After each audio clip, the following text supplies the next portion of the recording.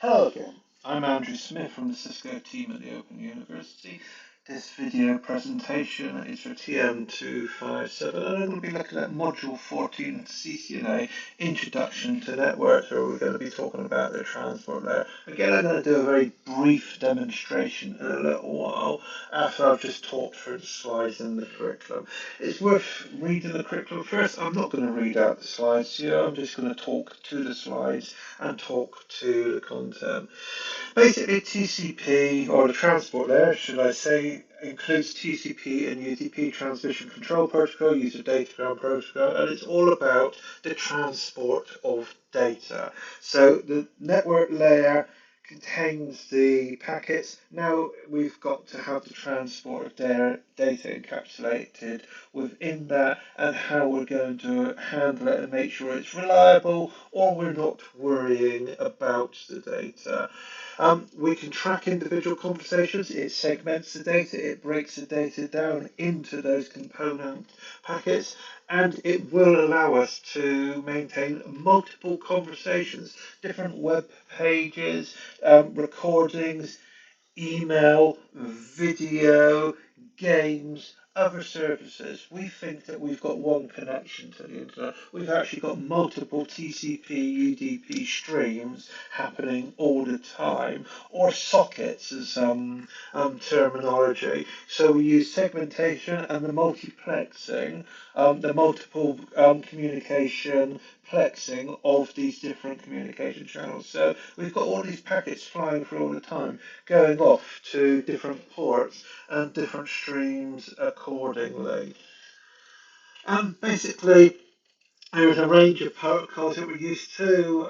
DNS actually sits in TCP and UTP. Obviously, the trivial file transfer protocol, FTP and HTTP, www, and email are all TCP. So the ones on the left require a reliable transmission. The ones on the right, reliability isn't important. And DNS sits in between the two because it can operate in a reliable and unreliable space. Reliable for certain services like web pages, unreliable for certain services like VoIP calls. So it sits as a multi-domain protocol, but it's all encapsulated into the IP packet and then sent down to the network layer, the access layer, which is the lower layers of the OSA model or the TCP IP model.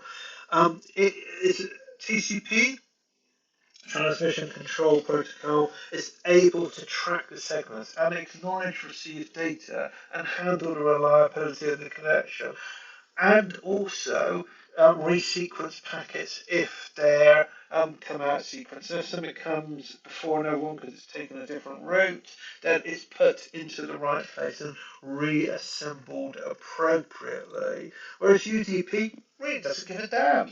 Doesn't give a damn. And there's no acknowledgement, there's no sequencing, there's no reassembly. In fact, there's loss. So if you've ever been on a voice telephone call, and most voice services now use UDP IP services, basically if a packet's lost, it's lost.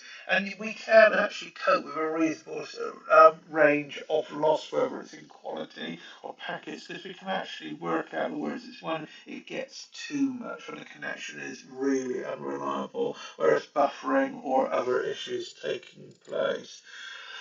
And obviously it's the right protocol for the right application. Now, they've got DNS here with UDP as if it's the right application. Well, it's because they could have put TFTP. DNS sits in both spaces. I would say that's not the best slide, but they have mentioned that DNS sits in multiple domains, but you will find that SIP protocols, reliable transport protocols, stuff like that will sit in the UDP space, and then TCP will handle the sort of web traffic, email traffic and stuff where you've got to have reliable reassembly. So let's discuss TCP. I think I've done some of it already. I mean, it basically establishes a session, it ensures reliable delivery, and will ensure or provide same order delivery. If they might come in different routes, different order. It will put it all back in the order we want and will control flow, which means that it can sometimes ease congestion or change the window or even the packetization. So, we'll talk about the flow control in a second. And it has within its own header inside the IP packet. The source and destination ports, it's 16-bit, it's a unsigned integer, so it's 0 to 65,535, but 0 isn't used, 0 even isn't used, and you'll find that the early ones, the lower ones under 1023, are basically default common applications. Up to about 42,000 are allocated, and then ones above 42,000 are for the host only, so there's a host ID. And then you've got the sequence and acknowledgement numbers so that we can handle the reassembly and the real reliability, and then the checksum for data quality, and the urgent flag so that we can attempt to prioritize within the system if we can. Okay, sorry, I've just skipped a couple of slides there, and I'll go back to the one. So I think I've talked about this already. We've got an acknowledgement, we've got the sequence number, we've got the header length, how big it's going to be. Reserved, well, I think they thought at the time we've got 6 bits spare, we might use it. They haven't, because nobody's written anything that will actually sort of fit into that I am aware of. Okay, and that way, you can read that through and actually look at the different standards for TCP and how these operate. But basically, it will divide all the traffic into different streams in TCP and packets, and that way we can actually assemble them to go into the IP packet. Now, we're not putting all of these into one TCP packet in IP, it's each individually put into a TCP into an IP packet, but that way we can have multiple channels of communication.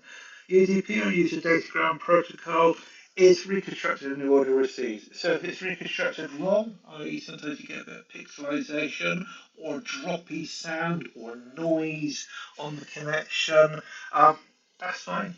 It will, it's designed to basically cope or not care about that.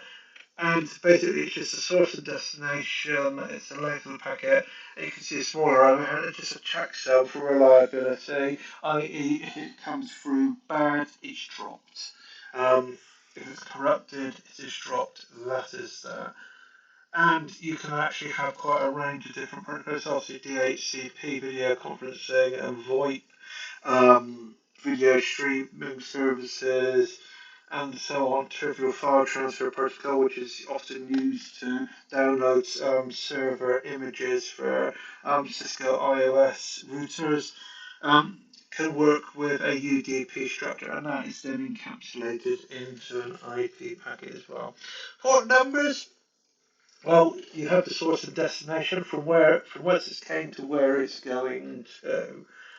And basically the source port is local and the destination port is a known service. And these are called sockets.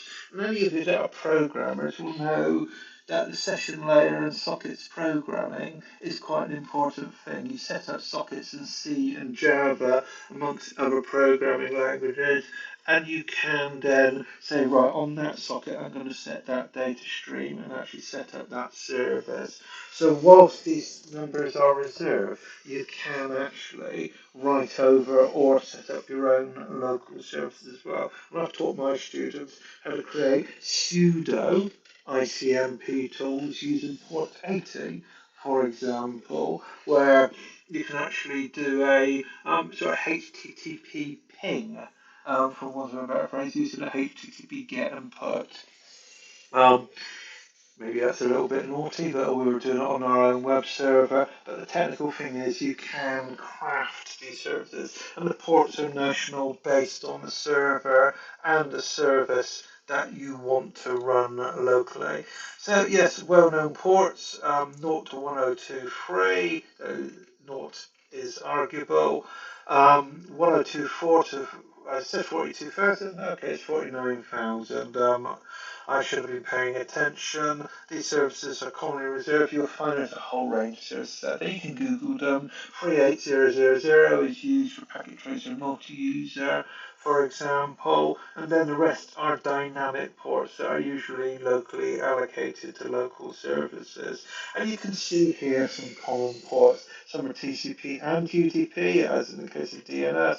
Some are just UDP only, DHCP and TFTP. But those that require reliable transport, like 8.18443 for HTTP, are allocated port 443. And you can use tools like NetStat to see what these connections are and what's actually running. And I'm actually going to use a tool called Nmap in a moment, but once I've done a few more slides.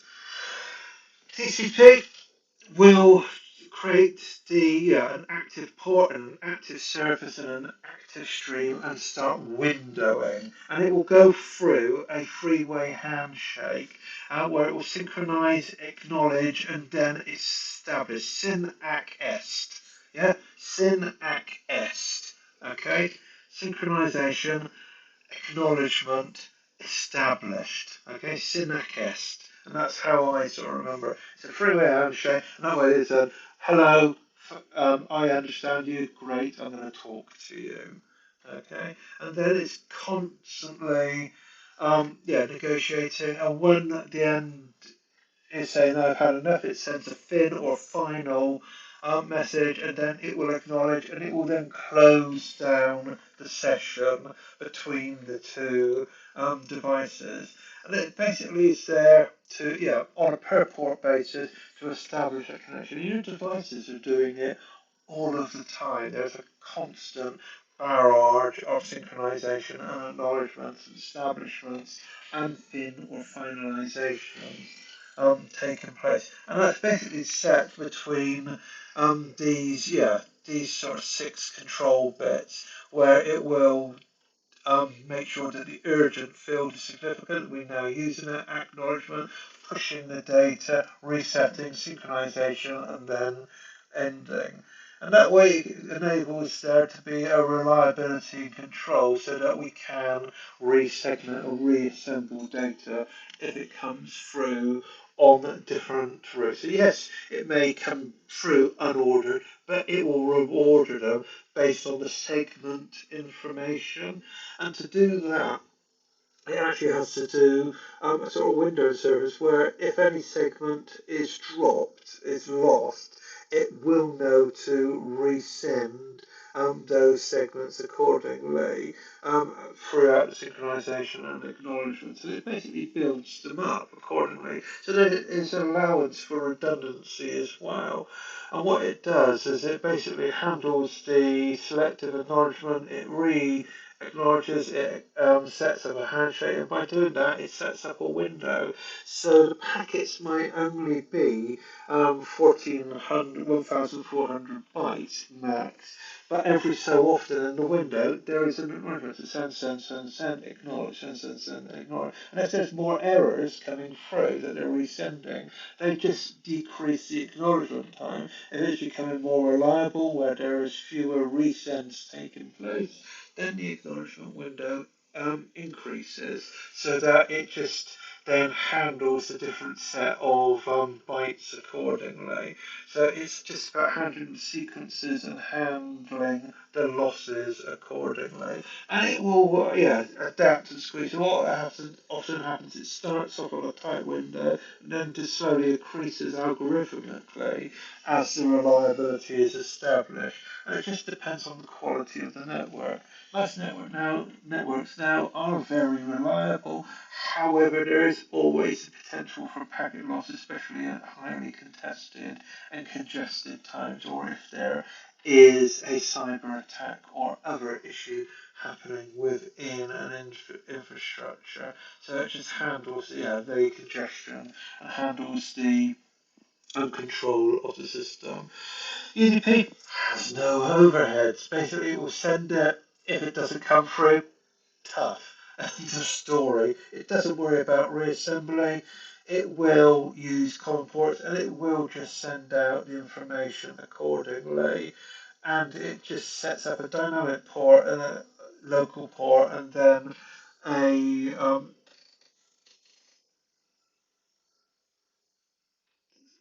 established destination port, and then we'll just basically communicate accordingly. It's nothing else it will do. So UDP, very simple. It just tries, and if there is no success, tough. Whereas TCP will handle Windows and try and work out the most reliable connection, or obviously you get the data corrupted. Now we want to look at some ports, and I'm actually going to look at a site that I run, and I'm using a tool called Nmap. You can install Nmap, okay? Uh, Nmap, and I've got ZenMap here because this is the Mac version, so it's got a graphical interface. It's available obviously for my Mac, but you can install it locally. You have to go and Google it. You have to go and install it. It's a service that you've got to make use of. But it basically uses the command line in this interface, just does the work for you. But I'm just going to go and scan this, and it's now running. And you can see it's found 4 ports already, and they're the obvious ports. And you can see it's got a proxy, and these 8080 and 8443 are actually proxy ports. It's quite useful. So I've just run the scan of something I've legitimately got access to. My Open University Cisco Academy Support Center domain, which I personally run. And I've learned a little bit about the services, about that it's actually doing a ping and it's doing a trace route and it's doing other lookups as well. And you can see if you watched a previous lecture, it's taken a slightly different route through the hops, but then it's popped out and headed off in a slightly different direction as well. I've just done that. I can go back up here and I can see what is actually open and available. And I can see the a sort of very simple map of the connections. But what I was really interested in is what ports are open. Well, it's obviously a web server, and it's obviously these ports, and it's obviously set up properly. So it should not have any other ports open. Thankfully, it's done an intense scan of a lot of ports, and you can actually configure these scans and tell it what ports that you want to look at as well.